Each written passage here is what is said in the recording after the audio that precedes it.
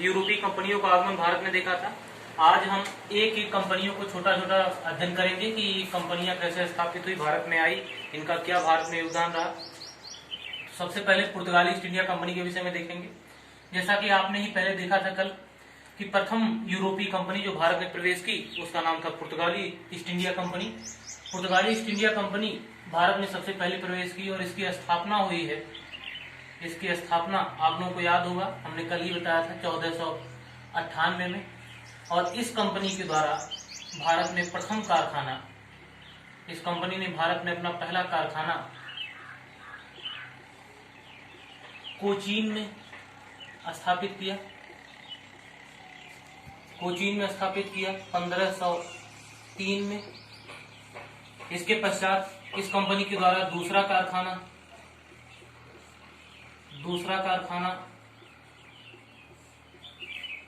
कन्नूर में स्थापित किया गया। कालांतर में यह कंपनी ने अनेक स्थानों पर अपने कारखाने स्थापित की। स्थानों को आप याद में रखिएगा, एग्जाम में कभी कभी पूछ लेता है कि पुर्तगाली ईस्ट इंडिया कंपनी के कौन कौन से अड्डे थे, तो ध्यान में रखिएगा। इसमें सूरत भी शामिल है, सूरत दिन के अड्डे में आता था। बंबई, जैसा कि इन्हीं से बाद में लेकर के ब्रिटेन के राजकुमार को दहेज में दिया गया था। जब पुर्तगाल की राजकुमारी कैथरीन का विवाह ब्रिटिश राजकुमार चार्ल्स के साथ हुआ था तो मुंबई दहेज में मिला था ब्रिटिश वालों को। तो सूरत, मुंबई, दमन और दीव, हुगली एक प्रमुख केंद्र है। यहाँ से एग्जाम में प्रश्न बन चुका है, इसको ध्यान में रखिएगा। ये गंगा के किनारे स्थापित एक स्थान है कलकत्ता के पास में। हुगली इनका प्रमुख केंद्र था। और एग्जाम में प्रश्न पूछा गया कि पुर्तगालियों ने अपने लूटपाट का अड्डा किस क्षेत्र को बनाया, किस कारखाने को बनाया। तो हुगली जो था वो पुर्तगालियों के लूटपाट का अड्डा था। सेम इसी प्रकार से एक प्रश्न और पूछता है कि डचों के लूटपाट का अड्डा कौन सा था। तो अगर डचों से पूछेगा तो डचों का एक क्षेत्र था जिसका नाम था चिंसुरा, बंगाल में था ये। तो चिंसुरा डचों के लूटपाट का अड्डा था और हुगली जो था वो पुर्तगालियों के लूटपाट का अड्डा था। तो अगर एग्जाम में पूछे कि हुगली को लूटपाट का अड्डा किसने बनाया, तो पुर्तगालियों ने हुगली को लूटपाट का अड्डा बनाया। और जब पुर्तगाली यहाँ पर इकट्ठा होकर के इसको लूटपाट का अड्डा बना लिए तो उस समय जो मुगल बादशाह था उसका नाम था शाहजहां।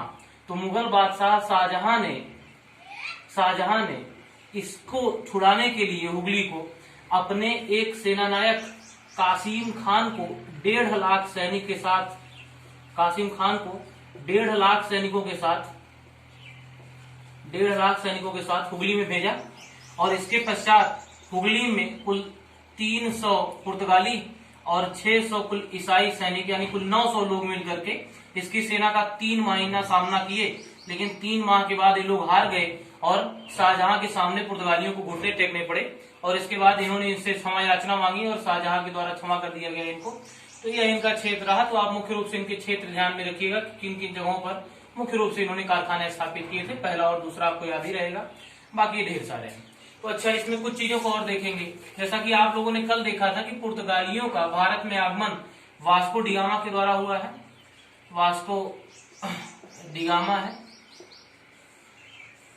जो भारत में प्रवेश कर रहा है। हमने कल आपको बताया था कि पुस्तक में, स्पेक्ट्रम में दिया हुआ है कि 17 मई सन 1498 में वास्को डिगामा कालीकट में पहुंचा।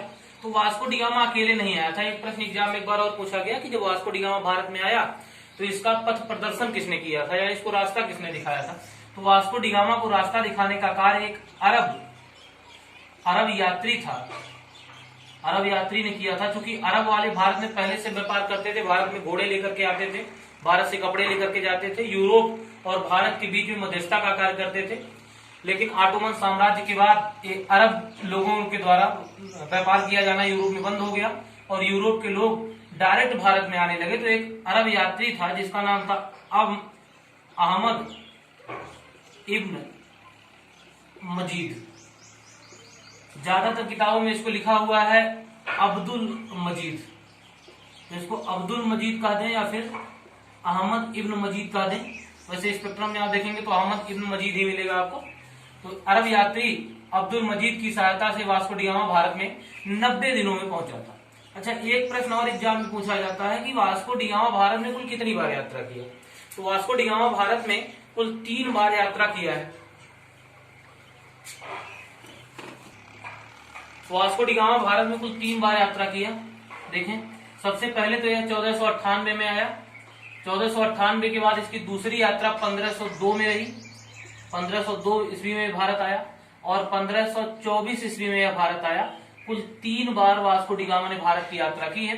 तो अगर एग्जाम में पूछे कि वास्को डी गामा ने भारत की यात्रा कितनी बार की, तो 3 बार वास्को डी गामा ने भारत की यात्रा की है, 3 बार। और अब देखें कि 1498, 1502 और 1524 ये 3 बार भारत में यात्रा की और वास्को डी गामा 1527 में इसकी मृत्यु हो गई। 1527 में मृत्यु हो गई और वास्को डी गामा का कार्य समाप्त हो गया। अच्छा, कुछ पुर्तगाली सेनापति के रूप में या फिर पुर्तगाली गवर्नर के रूप में भारत में आए हुए व्यक्ति हैं जो एग्जाम के लिए हमारे लिए काफी इंपॉर्टेंट है। तो इसमें देखें, 1-2 आप ध्यान में रखिएगा। एक व्यक्ति था, एक पुर्तगाली था जिसका नाम था पेड्रो अल्वारेज। ये पेड्रो अल्वारेज जो था, इस सन 1500 ईस्वी में एक पुर्तगाली बेड़े के साथ भारत में आया था और भारत में पहुंच करके जमोरीन के दरबार में पहुंचा और वहां पर कुछ अरब लोग थे, उनकी जहाजों को जीत करके जमोरीन को भेंट दे दिया। लेकिन यहाँ से कुछ विशेष प्रश्न बनता नहीं। तो अब जब पुर्तगाली गवर्नर बने हुए हैं, उनसे हम देखेंगे कि पुर्तगालियों के गवर्नर कौन बने। जब पुर्तगालियों ने भारत में, इस भारत वाले हिस्से में, भारत में इन नीचे वाले हिस्सों पर अपना कब्जा कर लिया, तो इन वाले क्षेत्रों को कवर करने के लिए, दमन और दीव वाले क्षेत्रों को कवर करने के लिए, इन समस्त क्षेत्रों का संचालन करने के लिए पुर्तगालियों ने एक गवर्नर बनाना शुरू किया।